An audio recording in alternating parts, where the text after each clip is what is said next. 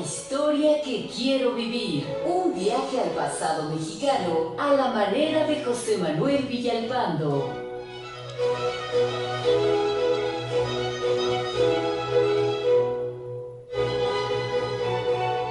Amigas, amigos, muy buenas tardes tengan todos ustedes. Los saluda con el afecto de siempre José Manuel Villalpando aquí en una emisión más de este programa La historia que quiero vivir, que estamos transmitiendo ya en vivo. Ya estoy aquí en el estudio a través de los micrófonos de Radio Fórmula en el 103.3 de FM, en el 970 de AM. Ya lo saben, aquí en la capital de la República Mexicana. Llegamos a alguno que otro lugar del interior del país, por supuesto también a los Estados Unidos de América, a Puerto Rico, a Canadá y eso sí, a todo el territorio nacional y aún al extranjero, como ya sabemos, gracias a la página de internet www.radioformula.com.mx, donde ustedes pueden sintonizarnos donde quiera que se encuentren, claro, siempre y cuando existe ahí señal de internet. Pero aquí estamos y gracias a ustedes, como siempre lo repito también con mucho gusto, pues somos el programa número 1 en la radio mexicana en este complejo horario de los sábados a las 4 de la tarde. Gracias precisamente al favor de usted, a la atención de usted, a que usted nos escucha, a que usted nos alienta, a que usted nos escribe. Ya saben también que tenemos a su disposición varias vías electrónicas para comunicarnos, como lo son el correo villalpandohistoriador@gmail.com, así como también la página de Facebook Villalpando y la Historia.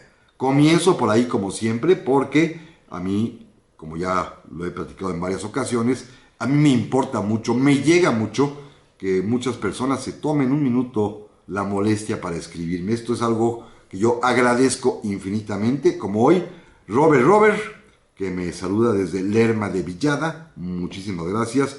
Nuestro amigo don Enrique Deita Silva, que ya está en familia haciendo sobremesa, escuchando el programa, gracias.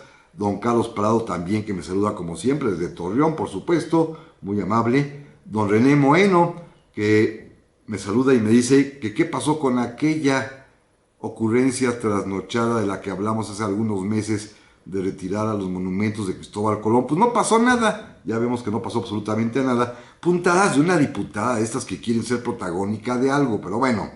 Doña Magda Mar, nuestra amiga taxista, que espera que el programa de hoy sea en vivo. Sí es en vivo, aquí estamos en vivo, así que muchísimas gracias. Que si recibí su mensaje la semana pasada, creo que no.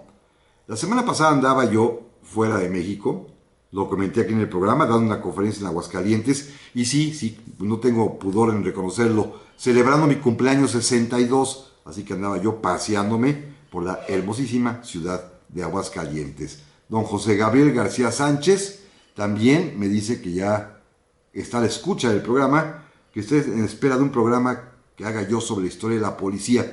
Va a ser un tema bien interesante y lo prometo que lo vamos a hacer. La historia de los policías, desde los antiguos serenos novohispanos hasta los días del Negro Durazo, para que la historia tenga un límite de contemporaneidad de 50 años más o menos. Pero bueno, lo haremos con todo gusto. También quiero agradecer los correos electrónicos que me han llegado, que son varios. Don David Augusto Sotelo me está saludando desde Chilpancingo, allá en el estado de Guerrero, muchísimas gracias. Terry Lambert, que me saluda desde Cancún, también le agradezco infinitamente. Don José Ramírez Santillán, que me escribe como siempre desde los Héroes Tecámac, avisando que ya va de regreso a su casa. Johnny Vargas desde Cuerámaro, allá en Guanajuato, muchas gracias.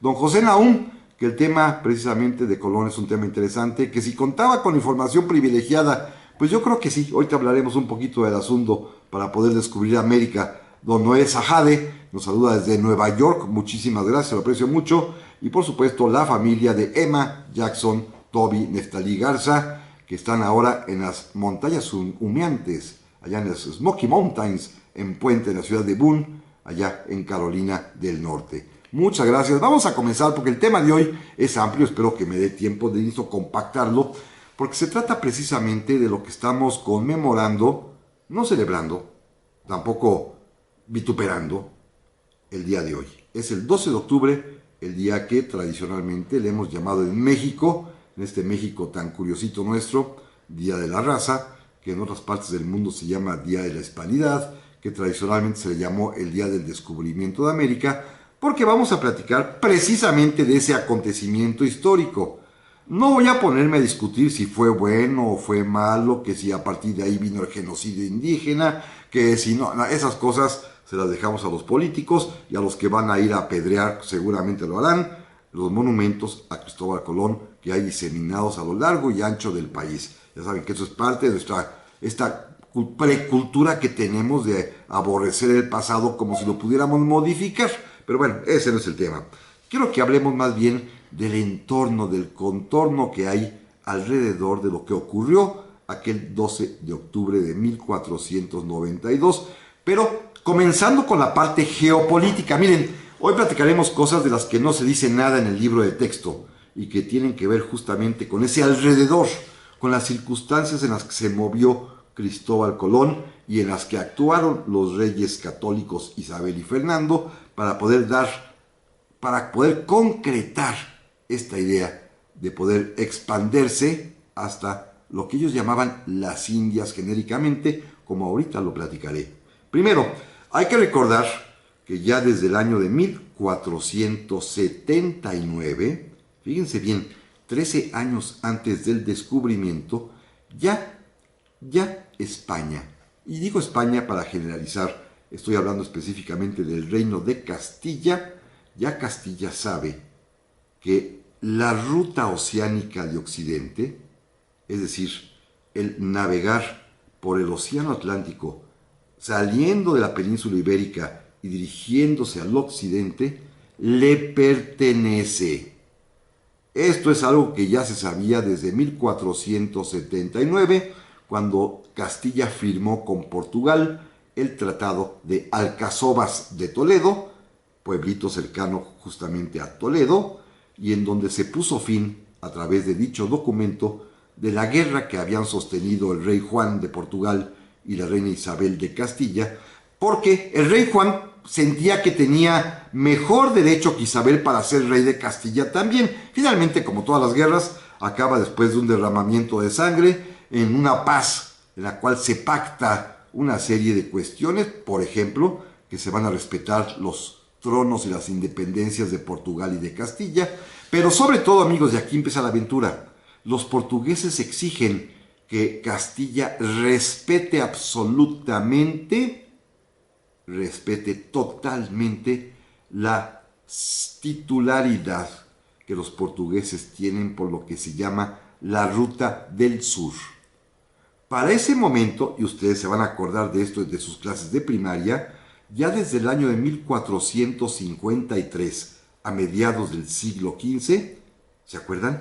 Se cerró la ruta comercial de Oriente cuando los turcos otomanos conquistaron la ciudad de Bizancio, la antigua Constantinopla, y que a partir de este momento se va a llamar ya Estambul. Con esto terminaron con un comercio que llevaba ya 2 o 3 siglos y que había abierto aquel expedicionario Marco Polo, que logró llegar hasta la China y trajo de regreso a Europa mercancías que nunca antes se habían visto y a las cuales se van a aficionar los europeos.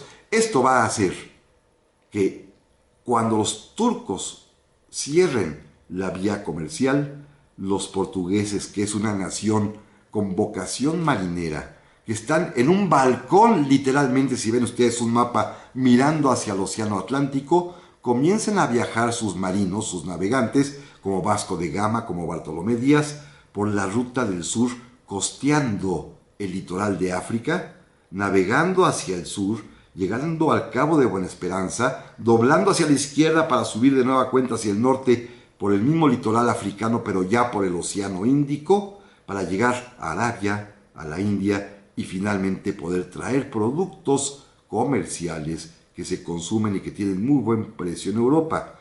Esta ruta, los portugueses quieren asegurarse su propiedad para ser los únicos que la exploten, y Castilla acepta y firma que no va a intervenir.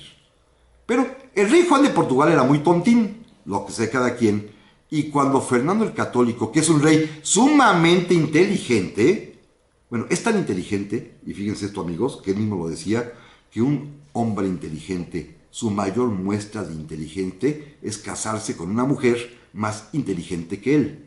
Esto es inteligencia, ¿eh? Así era el rey Fernando, como ya sabía, él sí había estudiado, él sí tenía buenos asesores, geógrafos y cosmógrafos, le pidió a Portugal que le concedieran a Castilla la titularidad exclusiva de la ruta de Occidente, hacia el occidente. Y claro, los portugueses se rieron. Había aquella creencia de que más allá de las Islas Canarias, de las Islas Azores, de pronto el océano Atlántico se convertía en una gran cascada, se caía el mar, los barcos se hundían, aparecían monstruos marinos que se los tragaban, y sin embargo, Fernando e Isabel perseveraron y consiguieron que Portugal declarara la titularidad de esta ruta occidental para Castilla. Es decir, ya los reyes católicos eran dueños de aquel mar, de la ruta a seguir por aquel océano, y solo esperaban dos cositas: que avanzara la tecnología marítima, era necesario porque de otra manera no se podía sobrevivir en un viaje sin tocar tierra. Los portugueses andaban por el litoral africano porque cada tercer día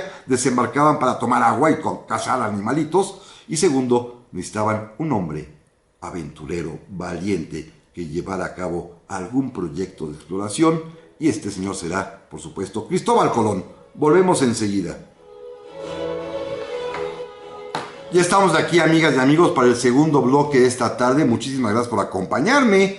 Ya hay varios mensajes, como Araceli Rotoeche, que ya me escribió, como a doña Aurora Romero también, que ya me escribió también. Por supuesto, doña Adriana Ramírez Cano también, que saluda a todo el público, naturalmente. Y tengo varios más, fíjense, miren. Por ejemplo, don Iván García, que me manda un documentito. Si lo que usted me manda es exactamente el encabezado de las capitulaciones de Santa Fe, que al rato comentaré de él.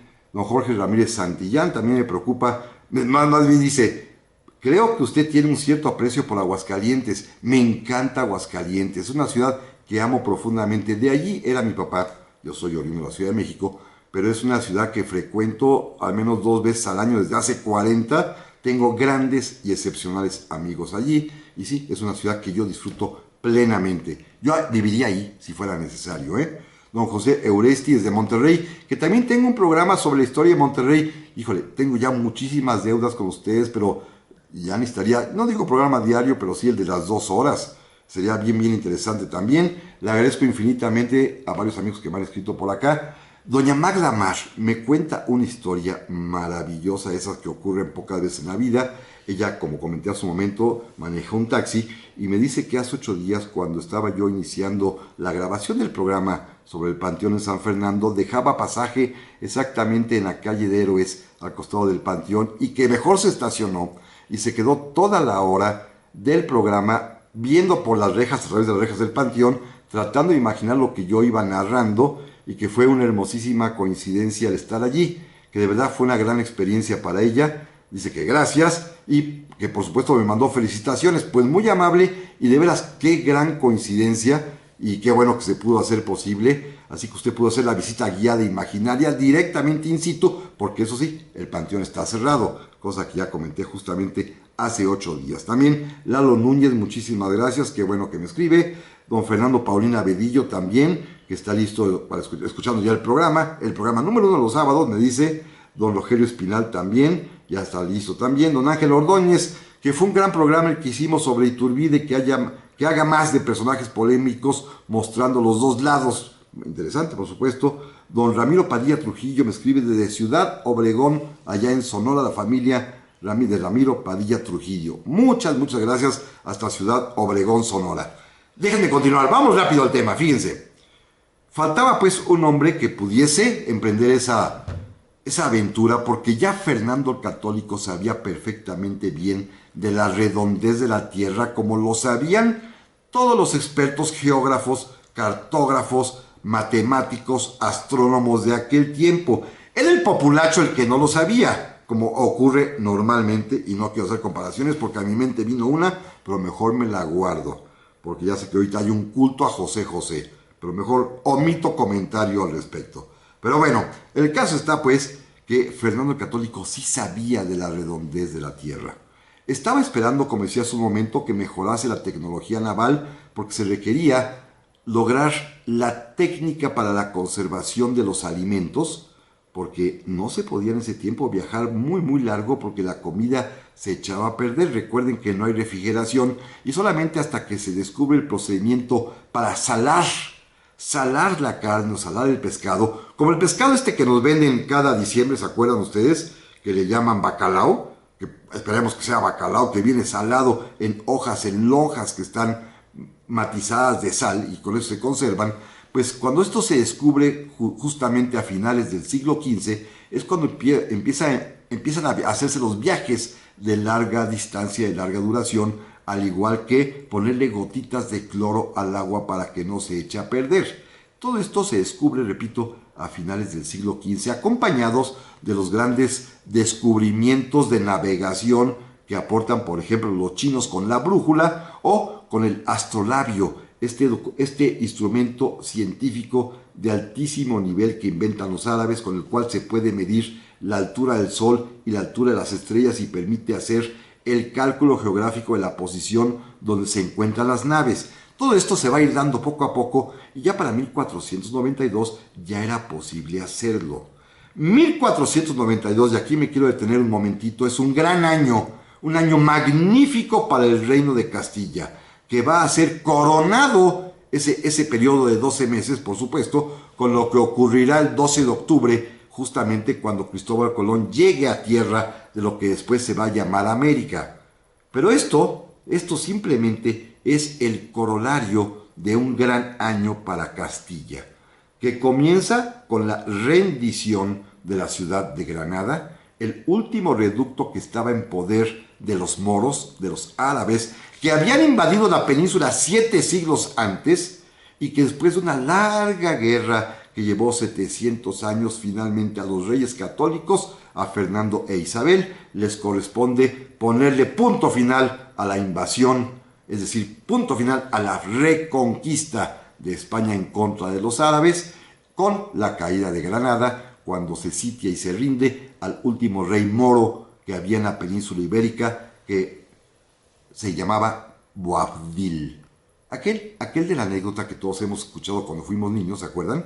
Por lo menos en los libros de texto antiguos sí venía, cuando la mamá de Boabdil regañó a su hijo que regresaba con las lágrimas en los ojos después de haberse rendido ante los reyes católicos. Esta señora, que había sido muy dura, le dijo: no llores como niño lo que no supiste defender como hombre. Bueno, es una buena anécdota que las mamás repetían, por lo menos las de antaño. A mí sí me lo dijo mi mamá alguna vez, seguramente cuando tenía yo algún problemilla que me provocaba lágrimas. Pero no solamente fue esto, también los reyes católicos en ese año 1492 se la dan de populistas y decretan una medida que le va a acarrear el favor del público. El público español, el pueblo español, como todos los pueblos del mundo que les gusta mucho, pues ya saben cómo son los pueblos, tenían un odio especial por los árabes, que los derrotaron, pero también por los judíos. Con el pretexto que los judíos, 1400 años después, eran los que habían asesinado a Jesucristo, pero con el pretexto real de que los judíos se dedicaban al comercio y muchos de ellos a la usura, el pueblo español clamaba por la expulsión de los judíos de la península ibérica, y los reyes católicos, para congraciarse con el pueblo, se los concedió y los expulsó. Es pues una decisión política importantísima. Con esto comienza también la salida de los sefarditas de España, que va a ocasionar un problema enorme, que apenas, como ustedes bien saben, apenas en estos días, hace unos pocos años, el gobierno español ya decretó la ciudadanía para aquellos descendientes de sefarditas que tuvieron que salir de España en 1492. Pero bueno, esa es otra historia, pero es un acontecimiento también notable de ese año. Y uno más, que este sí es bien importante y que hasta nuestros días también nos llega el eco, las olas, porque en 1492 se publica, se imprime, obteniendo además también el placet de los reyes, el primer libro de gramática española, escrito por don Antonio de Nebrija, en donde ya se fija el idioma castellano, que va a ser llamado después español, con sus reglas ortográficas, con sus reglas de sintaxis y de redacción, con sus conjugaciones, con un diccionario que lo acompaña, es decir, se establece ya como idioma oficial de la monarquía hispánica, el español, en el mismo año en que se descubre América, y por lo tanto esa misma lengua va a pasar a este nuevo continente, esas Indias que llamó Colón genéricamente, lo que será después América. Esta es la lengua que pasa y que hoy en día es la tercera lengua más importante que habla mayor número de personas en todo el mundo. Después del inglés, después del chino, el español es la lengua más hablada de todo el mundo. También sabemos que el país, fíjense ustedes, que el país que tiene más hispanoparlantes no es España, no es Filipinas, no es Argentina, no es Colombia. El país en donde un mayor número de personas hablan español es México, nuestra patria. Somos el país número 1 de hispanohablantes. Bueno, todo esto sucede en 1492, que repito, remata con el descubrimiento de América. Y pues para poder descubrir América se requería un hombre, Cristóbal Colón. No voy a platicar, no me voy a detener de su oscuro origen, de si que era judío, que si era genovés, que si era catalán, que si era portugués, que si sufrió mucho, que si era pobre, que si era rico, que si había navegado. Me concreto con 2 puntos porque me interesa más tocar otros que seguramente muchos de ustedes desconocen. Pero sí era marino de profesión, era navegante, a eso se dedicaba, de eso había vivido toda su vida, de navegar. Y sí es muy probable, como marino entendido y culto que era, que hubiese conocido las teorías y quizá los planos y documentos de los más importantes geógrafos y cosmógrafos de la época, como el famoso Toscanelli, que basado en las teorías de un egipcio, Ptolomeo, postulaban que la Tierra era redonda y que se podía, y aquí lo importante, navegando hacia el occidente, llegar a lo que ellos llamaban la India, las Indias. ¿Por qué? Porque el oriente no se podía, porque ya Estambul estaba capturada, porque la ruta del sur era muy larga, se hacían como 7, 8 meses desde Portugal hasta la India, ida y vuelta, y Colón sabía que si se navegaba hacia el occidente, lo más seguro es que en 3, 4 meses, la mitad del tiempo, se podía llegar a esas míticas Indias. Probablemente también viajó y navegó, y quizá, según los propios documentos colombinos que hoy tenemos disponibles, llegó a tierras que hoy podrían ser identificadas como Groenlandia y quizá hasta la parte norte del Canadá. Pero de esto hablamos en un momento más. Ya estamos aquí, amigas y amigos, para el tercer bloque de esta tarde que se va volando. Muchísimas gracias por sus muchas comunicaciones, como a nuestro amigo don Víctor Torres Nuevo, allá en Páramo, California, que también me recuerda otra deuda que tengo sobre la esclavitud. Sí, no, hoy están, por andar yo hablando de cosas, ya están aflorando las deudas muchísimas que tengo con tantos amigos. Lo que pasa es que no me alcanza pues 1 hora a la semana y creo que ni la vida me alcanzaría todo lo que he prometido. Ya esto estoy viendo. También aprecio muchísimo a don Juan Carlos Sánchez, miren, que nos escribe desde Heredia, en el hermano país de Costa Rica, allá en Centroamérica. Se lo agradezco infinitamente. También don Santiago Rosas con su mamá doña Lolita, muchas gracias por estarme escuchando allá en Puebla, se lo aprecio enormemente. Nuestro amigo Samuel Nava también, muchísimas gracias. Don René Moeno me dice también que que fue importante el fallecimiento del querido maestro don Miguel León Portilla y que pasó desapercibido su homenaje en el mismo lugar donde hicieron el otro homenaje. En fin, así es esto, don René, ¿qué le puedo yo decir? Don Marco Federico, que es un gusto sintonizar el programa, y que si hay museos del descubrimiento de América y que dónde están los restos de Colón. Bueno, mire, los restos de Colón se encuentran, dicen que divididos, entre Sevilla, donde hay una parte, y la otra parte en la Catedral de Santo Domingo, allá en República Dominicana. Es la tradición que están divididos. Algunos dicen que no, que están en Sevilla, otros dicen que no, que están en Santo Domingo, pero al parecer hay, ya se estila, ¿no? También a José lo partieron en 2. Bueno, pues también Cristóbal Colón probablemente lo tengan partidito en 2, allá en Santo Domingo. No hay un museo propio del descubrimiento de América. Hay en todos los museos del mundo, particularmente los españoles, hay un tramo especial sobre esto. Yo recuerdo perfectamente bien una sala bellísima, hermosísima, que trata del descubrimiento, que está en el Museo Naval en la ciudad de Madrid. Pero recuerden que en México estas cosas nos dan pudor histórico. Pues mucha gente se siente agraviada porque Colón descubrió América y porque en eso llegó lo que llaman el genocidio indígena. En fin, ya he dicho siempre que el pasado ya pasó. Pero bueno, hay mucha gente que todo eso le puede y sería difícil que en México existiera un museo del puro descubrimiento. También don Raúl Tamayo, muchas gracias. Desde Indianápolis nos escribe como siempre. Don Jorge R. Chaboya también, muchísimas gracias. Don Jorge Ramírez Santillán, que qué me parecen los libros de México Bizarro que escribieron Alejandro Rosas y Julio Patán. Miren, no los he leído, los tengo apilados en la fila de libros que debo leer, pero de algo estoy seguro, Alejandro Rosas es un gran historiador, ¿eh? Así que eso no ustedes confíen, al contrario, hay que leerlos. Julio Patán tengo pocas noticias, no lo conozco personalmente, pero Alejandro no tengo duda alguna que es un gran historiador y un gran escritor, pero sí, perdóneme, no he leído los libros porque no me alcanza la vida para leer tanto. Justamente hoy empecé los nuevos que acaban de aparecer, el de Enrique Serna sobre el periodista Renegri y sobre el de Mario Vargas Llosa que habla sobre Guatemala. Apenas los empecé hoy, pero no. La pila de libros acumulados, recuerden que tengo que preparar el programa especial para diciembre para poder recomendar lo que para mi juicio fue lo mejor que leí en el año. Pero bueno, vamos a seguir. Ahorita hay más llamadas y más mensajes, ahorita los comentaré.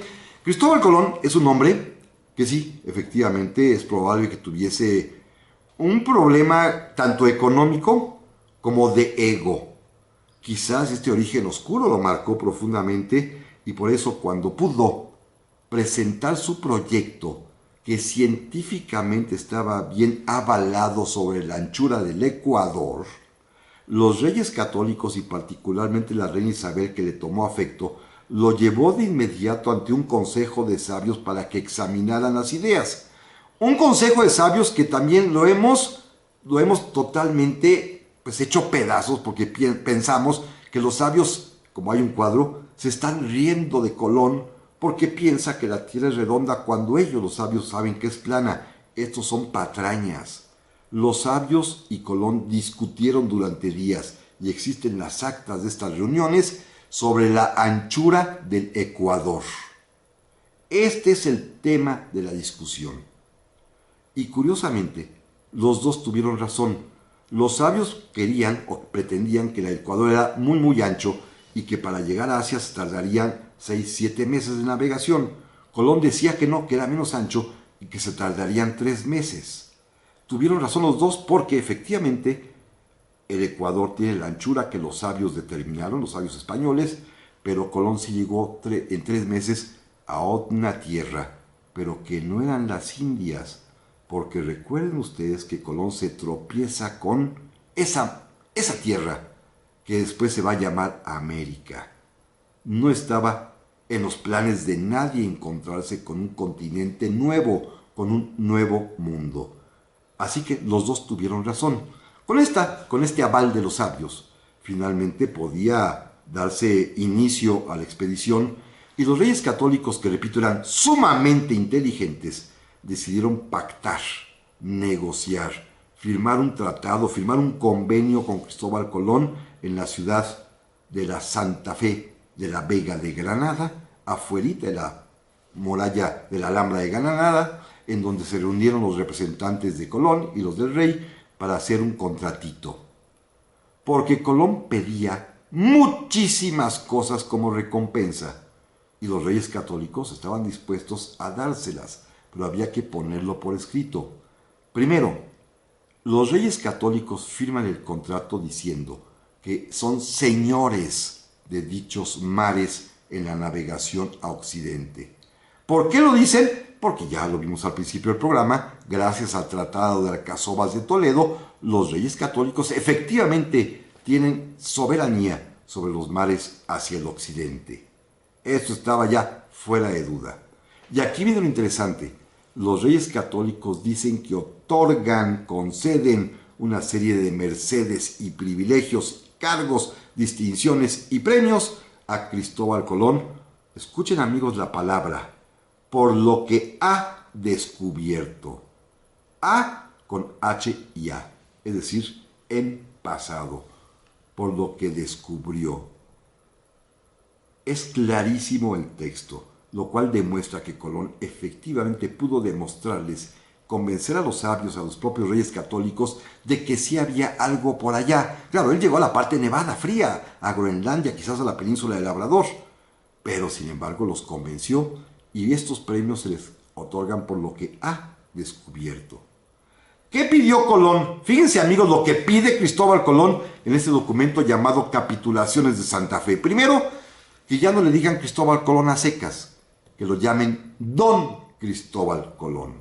Quería ser Don Cristóbal Colón para ser alguien. No podía ser noble, seguramente por su origen quizá plebeyo, quizá por su origen judío, quizá simplemente por su origen pues de hijo natural de un bastardo. No podía ser ennoblecido, pero sí se le podía dar ese rango intermedio de categoría social que equivale a anteponer al nombre esta palabrita de don. Pedía ser Don Cristóbal Colón, se lo concede.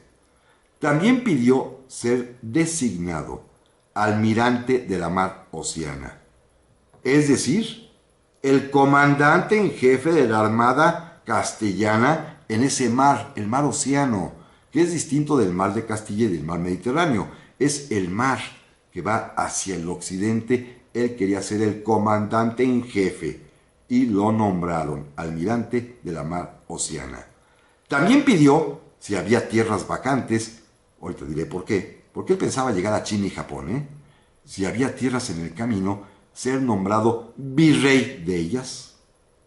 También ser nombrado gobernador, que son cosas distintas. El virrey representa al rey y el gobernador tiene el poder ejecutivo. Y fue nombrado también, así lo pidió, juez mercantil de todo lo que pase en el mar Océano. Esto es bien importante porque quería hacerse rico. En aquel tiempo los jueces que ven litigios comerciales o mercantiles tienen derecho a cobrar el 10% de lo que se está discutiendo en el pleito. Así que es un dineral y él quería ser juez para cobrar mucho dinero. También pidió el derecho de participar en las empresas expedicionarias con un capital hasta la octava parte de lo que costara para recibir, por supuesto, la octava parte de los beneficios. Y escuchen, amigos, y pidió el 10% de todos los productos y ganancias que con motivo del descubrimiento que iba a ser mucho, del tráfico comercial que iba a ser mucho, así lo suponía él, y así fue en realidad, todo lo que eso produjese, el 10% sería para Cristóbal Colón, y los reyes católicos se lo concedieron, así como también la última petición de don Cristóbal, que fue todo esto que estoy pidiendo, desde el don, almirante, virrey, gobernador, juez mercantil, la octava parte de las empresas y el 10% de ganancia, todo esto es para mí y a perpetuidad para mis descendientes. Nada, El hombre quería salir de pobre de un trancazo y se lo concedieron, pero Fernando el Católico introdujo una última cláusula en este contrato, en esta capitulación de Santa Fe, cuando dijo, todo esto se lo vamos a dar a don Cristóbal Colón, siempre y cuando cumpla con lo que ha prometido, llegar a China y a Japón. O en palabras de Colón, como lo dijo, iba a llegar a las costas de Zipango y de Catay y después a las Indias. China, Japón y la India. Esto fue una chiripada, valga la expresión, del rey Fernando, porque Colón llegó a otro lugar. Recuerden que Colón cuando zarpó no sabía bien a dónde iba y cuando regresó tampoco supo a dónde había llegado. Así que cuando supieron del descubrimiento, cuando poco a poco se dieron cuenta de la magnitud del nuevo mundo, cuando los reyes Fernando e Isabel se espantaron del poder inmenso que le habían otorgado a Cristóbal Colón, afortunadamente no era China ni Japón, sino era América. Así que le quitaron todo. Volvemos enseguida. Ya estamos aquí, amigas y amigos, para este último bloque del programa de hoy. Muchísimas gracias a don Gustavo Ocampo, que me dice que está recomendando el programa. Se lo aprecio enormemente. Don Emanuel Torres Ríos me saluda, dice con un respetuoso saludo, y que está también difundiendo el programa allá en su centro de trabajo, que lo dice muy bonito, en la Secretaría de la Defensa Nacional. Se lo agradezco infinitamente. También desde La Piedad, Michoacán, a don Jesús Galaviz Pérez, se lo agradezco infinitamente y me dice que, pues, que Dios me permita cumplir muchos años más para seguir narrando historia. Claro que sí. Sobre la Iglesia Católica, no, aquí todavía no entra la Iglesia Católica. Aquí como que todavía no. Hasta que ya Colón regrese, entonces cuando entrará el clero. Esta primera vez ni siquiera sacerdote llevó, ¿eh? No le dio tiempo porque ahorita diré cómo se conformó la expedición. También le quiero agradecer muchísimo a don Raúl Tamayo, ya dije desde Indianápolis, don Alfonso Rodríguez, que ya hasta me dice cómo diseñar el programa de 2 horas, se lo agradezco infinitamente, de San Luis Potosí, muchas gracias, ya sé cómo dividirlo, ya ustedes me sugieren, y me hace una pregunta que me interesó muchísimo, que si conozco el Panteón del Saucito en San Luis Potosí. No, no lo conozco. Ay, si puede, don Alfonso, mándeme una foto. Me encantaría verlo. Sí, soy de vocación panteonaria y me encanta ver panteones por todos lados, así que se lo voy a agradecer infinitamente. Y vamos hacia la parte final del programa, si ustedes no tienen inconveniente. Y miren, los Reyes Católicos, repito, le conceden a Colón todo lo que está solicitando en las capitulaciones de Santa Fe, pero se lo someten o lo sujetan a una condición suspensiva de cuyo cumplimiento tendrá como resultado el que se les dé finalmente.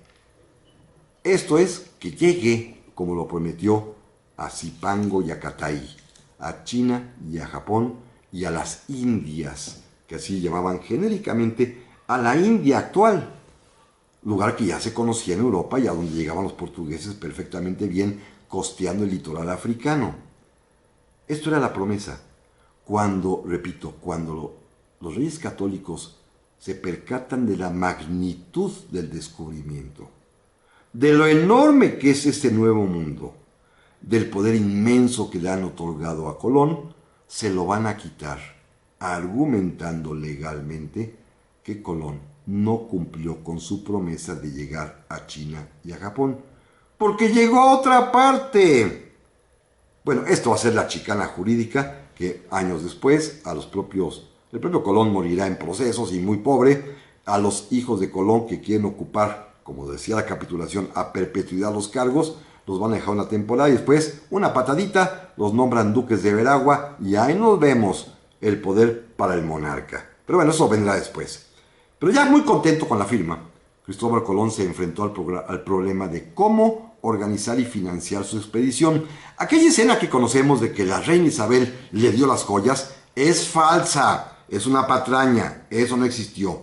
Lo que la reina Isabel sí ayudó y sí cooperó fue cediéndole a Cristóbal Colón unos barquitos que tenía embargados porque sus dueños no habían pagado impuestos. Así como hoy en día que le embargan uno bienes a Hacienda por no pagar, pues también desde aquel tiempo la Hacienda de la Real, pues, de Proveeduría de Castilla embargaba a las personas físicas con sus bienes y unos señores que no pagaron impuestos pues perdieron sus barquitos. Los conocemos, la Niña y la Pinta.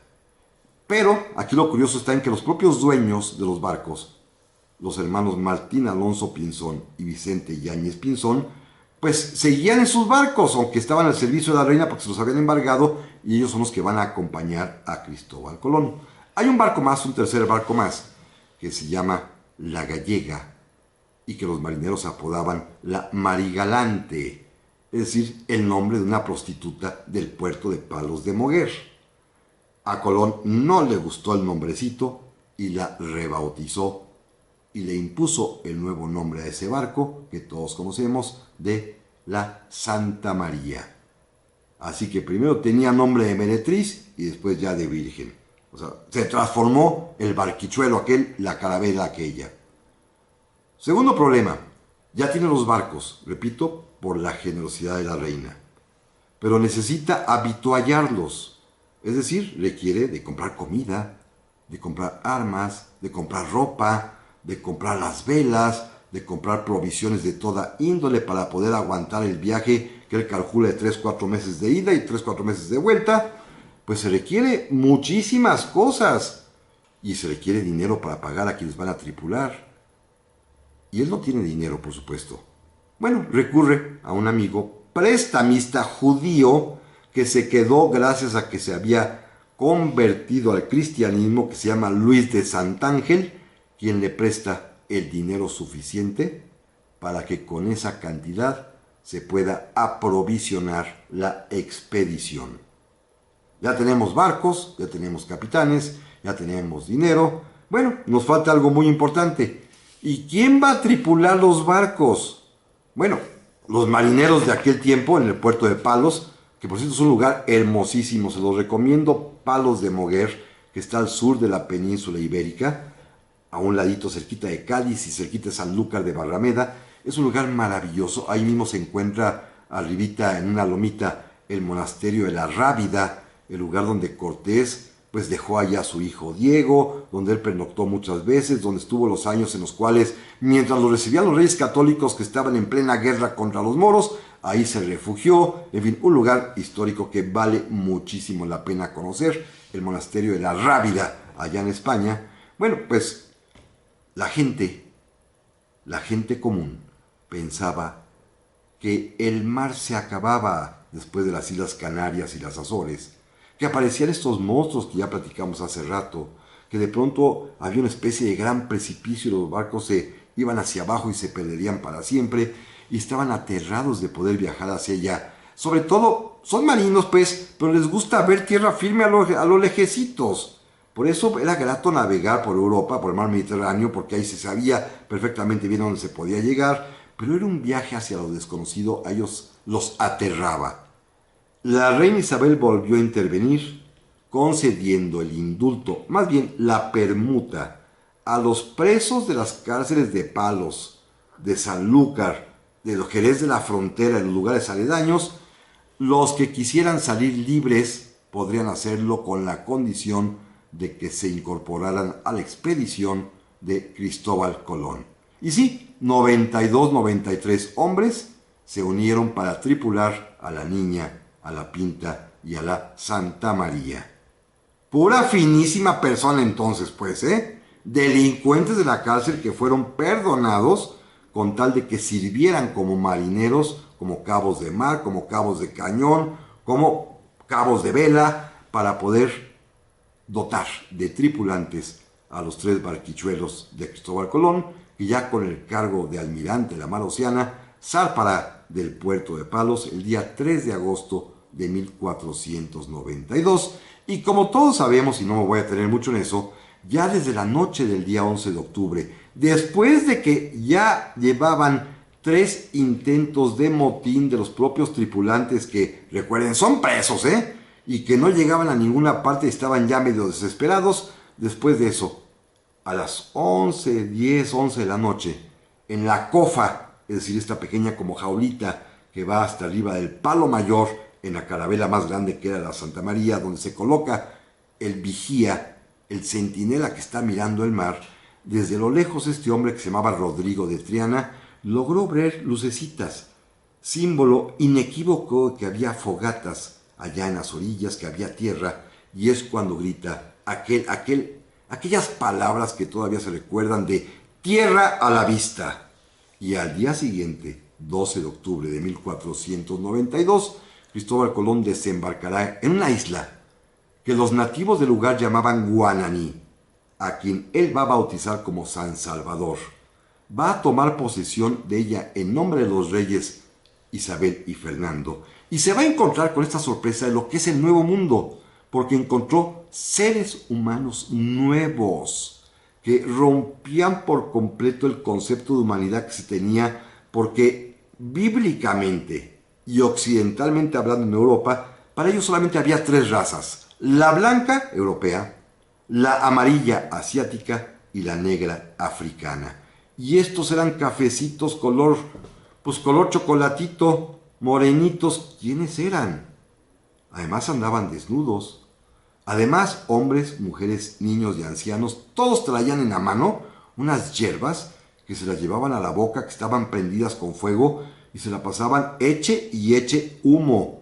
Tabaco, que va a ser la primera vez que un europeo ve el tabaco, y a partir de entonces la afición y el canijo vicio en todo el mundo. Pero además también descubrirán otras cosas que les llaman la atención, como los papagayos, como las guacamayas, los pericos, en fin, un nuevo mundo.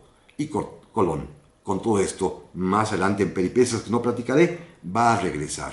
Y este es el gran mérito, haber regresado, porque hay que decirlo, los vikingos, 2 o 3 siglos antes, llegaron a América, Ellos son los primeros europeos que pisan territorio americano, pero de nada sirvió, porque no regresaron para contarlo.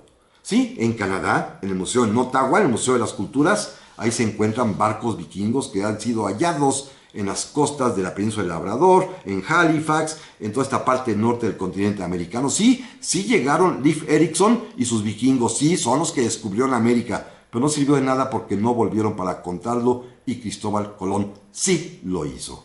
Así que amigas y amigos, eso es todo por hoy. Les agradezco infinitamente que me hayan acompañado una vez más. Le agradezco como siempre a don Raúl Cruz en los controles y a Fernanda Nava en la producción en esta ocasión. Y a ustedes amigos, de veras, pásenla muy, pero muy bien. Y pues recuerden, la semana que entra continuaremos con otro episodio que vamos a hablar de la conquista de la Nueva España. Hasta la próxima.